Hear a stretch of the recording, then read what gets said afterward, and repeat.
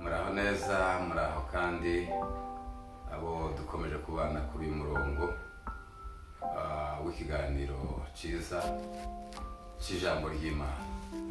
Twongeye kubaha ikaze kandi nanone tubishimira tunabararika kugira ngo mukomeze muze tubane.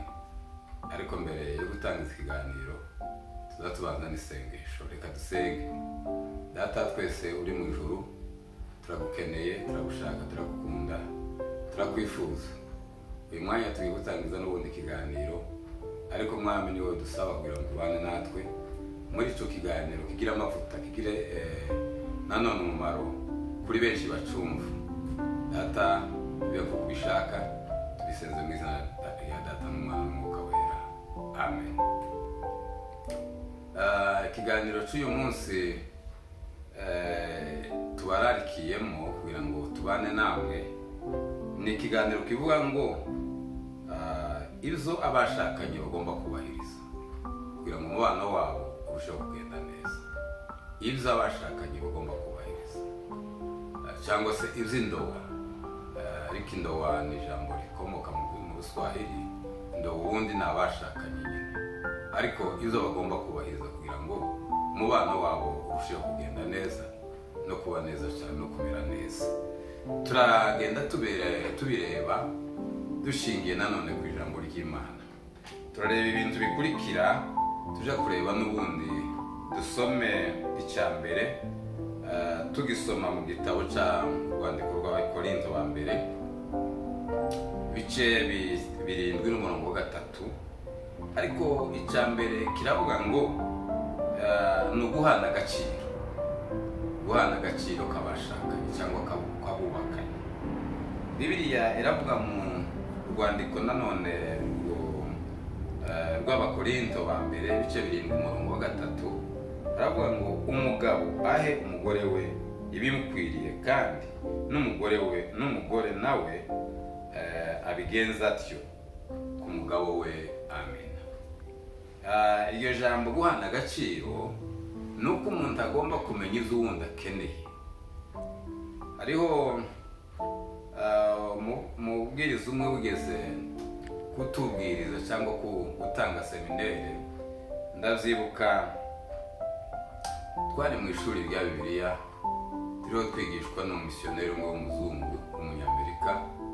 Atubwira aya magambo kububakanye, kubashakanye.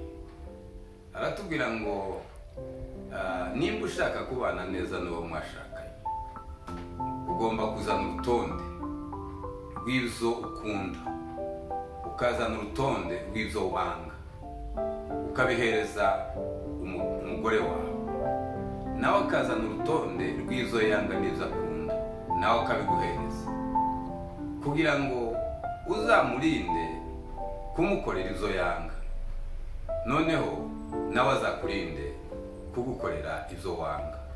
Ahubwo uzuharanira kumukorera bya bindi, rwa rutonde rw'ibyo yaguhaye akunda, nawe mwembi umwaharanire kubahiriza ibyo mugenzi wiwe akunda.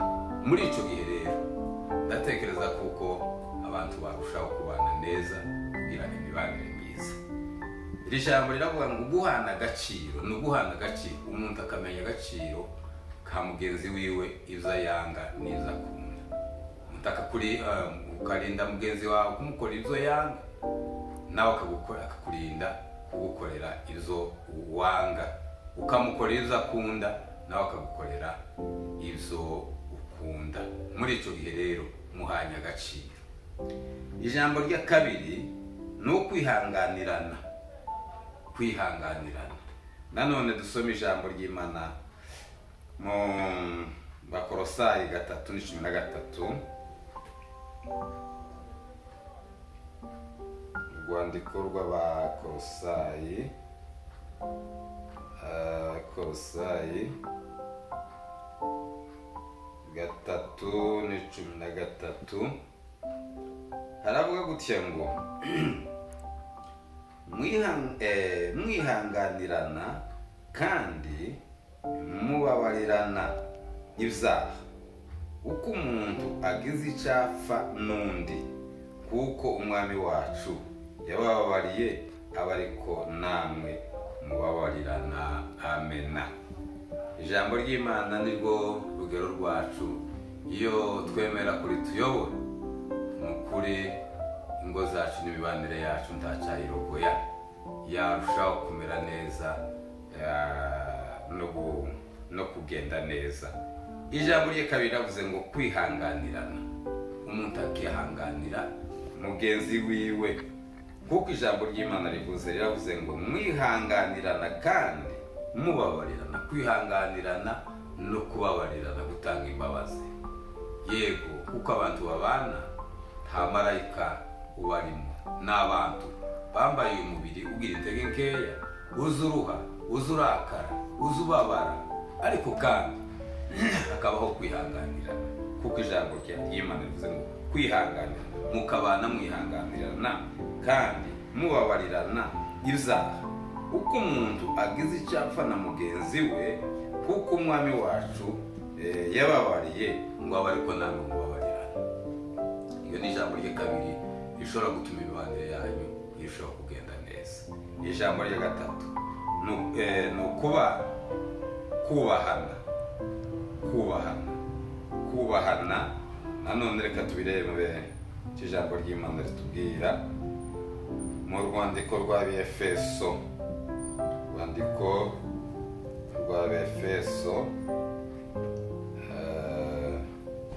Urwandiko Pawulo yandikiye nanone Abefeso, ibice bitanu,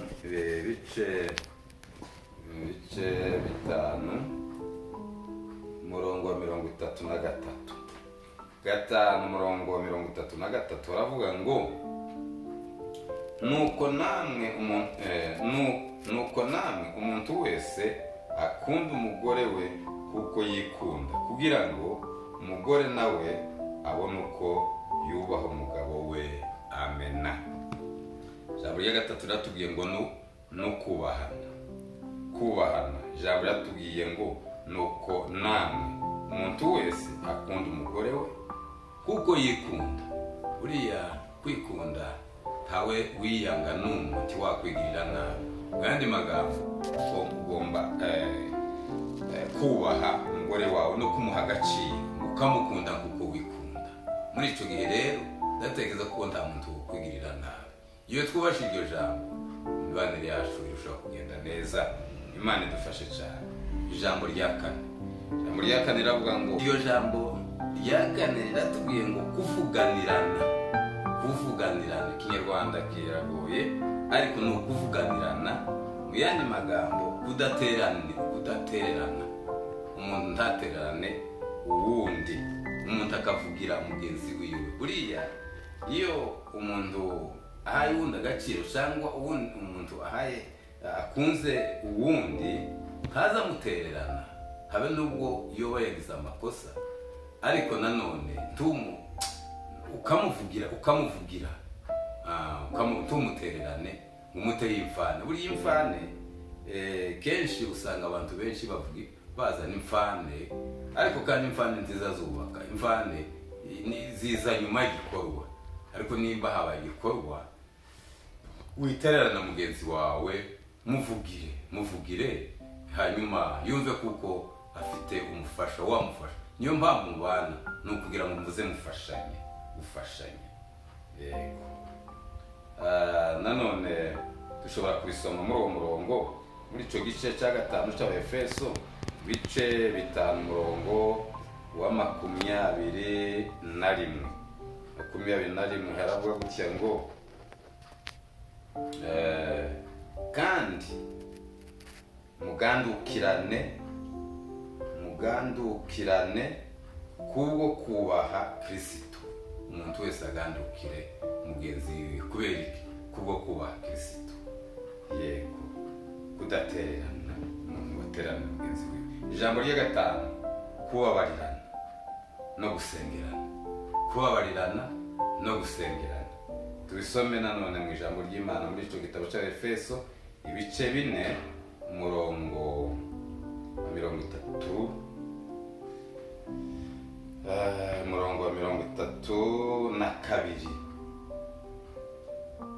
bivuga kubabarirana no gusengerana. Bibiliya iratubwiye ngo mubwirirane ineza, mugirirane imbabazi, mubabarirane ibyaha kuko Imana yababaririye muri Kristo Yesu. Amena. Ni ijambo rya gatanu tugezeho, ijambo rivuga ngo kubabarirana no gusengerana. Tubisomye nanone muri ijambo ry'Imana yatubwiye ngo mubwirirane neza, mugirirane imbabazi, mubabarirane ibyaha kuko Imana namwe yababariye. Iyo rero ni amagambo tugomba kubahiriza cyangwa agomba kubahirizwa n'abashakanye n'abubakanye kugira ngo imibanire. Iyo tugendera kuri iryo jambo ry'Imana ndabarahira ukuri kuko ntawagira imibanire mibi na mugenzi wiwe. Zanditswe ni byinshi twakomeza gusoma, ariko kandi n'ubundi reka turebe ijambo rya gatandatu. Ijambo rya gatandatu riratubwira ngo gufashanya no kwishimirana. Gufashanya no kwishimirana, umuntu akishimira izo mugenzi wiwe ayakora, tubitesha agaciro. Kubabarirana, ukamubabarira, gufasha ukamufasha kandi ukamwishimira, kumufasha muzo ananiwe cyangwa muzo ashoboye kugira ibyo ananiwe gukora, ukamufashamo cyangwa ukamwunganira n'ubundi muzo adakora neza cyangwa muzo adashoboye kuvuga neza, ukamuvugiranira kugira ngo umusame wowe kumutererana. Kuko abantu benshi usanga batererana abandi, ugasanga yaba avuze ikosa ukarisongoza, ugashaka kuko urimuvugira nabi kugira ngo atagaciro. Muri icyo gihe rero ntabwo umufashije. Reka dusome mu Bagalatiya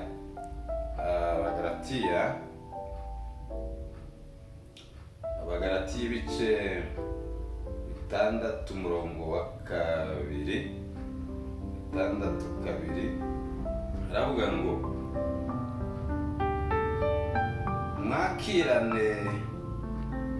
mwakirane ibibaremerera kugira ngo abariko musohoza amategeko ya Kristo. Amen. Mwakirane ibibaremerera, mwakirane ibiremereye mugenzi wawe, bimwakire, wimuharira kugira ngo mpavunike wenyine. Gufashanya ni ukwakirana ibibaremereye, ibyo umuntu bimuremereye mugenzi wawe bimwakire. Usanga abantu benshi usanga batererana, umuntu agatererana uwundi kavuga ngo biriya ntibindeba. Oya, muri abantu bagomba gufashanya mu mibanire kugira ngo imibanire yanyu irusheho kugenda neza. Gufashanya no kwishimirana, umuntu akishimira mugenzi wiwe.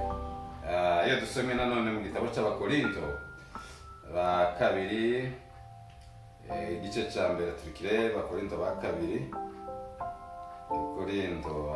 igice cya mbere n'umurongo wa 4 aravuga ngo iduhumuriza mu makuba yacu yose kugira ngo natwe tubone uko duhumuriza abari mu makuba yose, tubahumuririsha ihumure twahawe n'Imana. Amena. Guhumurizanya, Yesu yaraduhumurije, azaduhumuriza muzo duhura nazo zose.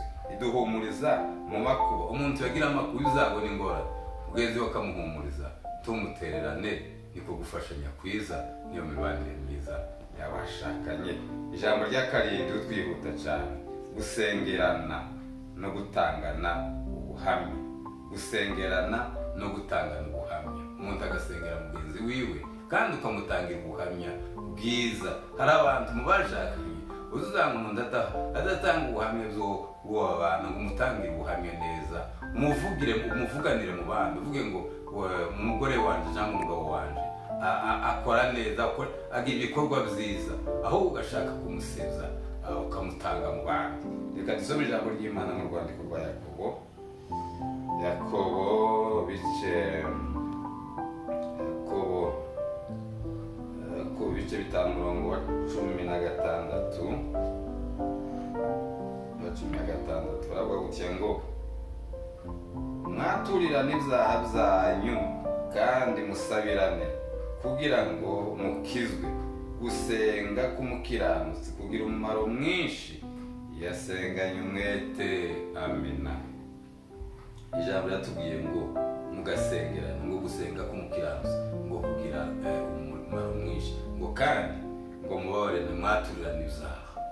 Umuntu yaba yakoze icyaha akaturira mugenzi we, iyo niyo mibanire isabwa ku bashakanye. Imana idufashe kandi Imana idumugisha. Reka tugende kuri indi jambo rya 8, turavuga mu magambo agera ku 10 gusa, hanyuma izo dusabwa n'ibyo. Irya 8 riravuga ngo kwegerana no kubwirana ineza. Kwegerana no kubwirana ineza. Umuntu akegera mugenzi we ndumugenda ubuhunge. Kwegera no kubwirana ineza. Hari abantu batazi kubwirana ineza, ariko rero iyo mibanire ntaho yageza abantu. Reka turebe nanone Abakolosayi 3:15. Kwegerana no kubwirana ineza. Abakolosayi 3:15.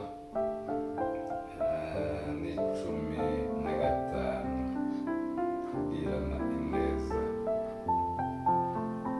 3:15 haravuga ngo mureke amahoro ya Kristo atwarire mu mitima yanyu, ayo mwahamagariwe kuba umubiri umwe, kandi mugire imitima ishima. Haleluya. Ijambo ry'Imana riratubwiye ngo kwegerana no kubwirana ineza. Kwegerana no kubwirana ineza.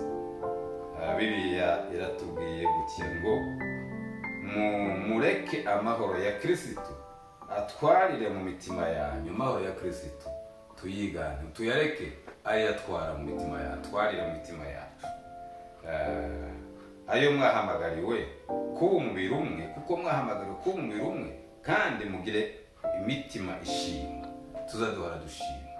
Mugenzi wawe nakora ibyiza umushimire, nakora dushimirane, undashimire izundi yakoze abishima by'agaciro. Haleluya. Iyo ni ijambo ry'Imana. Dusome nanone ijambo rindi Abakorinto. Byiza dusome ibyanditswe. Abakorinto turi ku ijambo rivuga ngo kwegerana no kubwirana ineza. Abakorinto ba mbere 13:4. 13 umurongo wa 4. Aratubwiye gutya ngo urukundo rurihangana rukagira neza, urukundo tirugira ishari, urukundo tirwirarira, tirwihimbaza. Haleluya. Jambo rivuga ngo kwegerana no kubwirana ineza. Bibiliya yaratubwiye ngo urukundo no gukundana rero. Urukundo ruhirihangana rukagira neza, urukundo ntirugira ishari, urukundo ntirwirarira, tirwihimbaza. Amen. Iyo niyo miterere tugomba kwerekana mu buryo bwo kubana, tugakundana, kuko mu rukundo tirwirarira, tirwihimbaza, ruha agaciro mugenzi wawe. Ijambo rya 9 riravuga ngo kugirana inama no guhugurana. Kugirana inama no guhugurana. Ubona mugenzi wawe yateshutse, aho kumucaha ukamugira inama. Kugirana inama no guhugurana kandi ukamuhugura. Dusome igitabo cy'Imigani.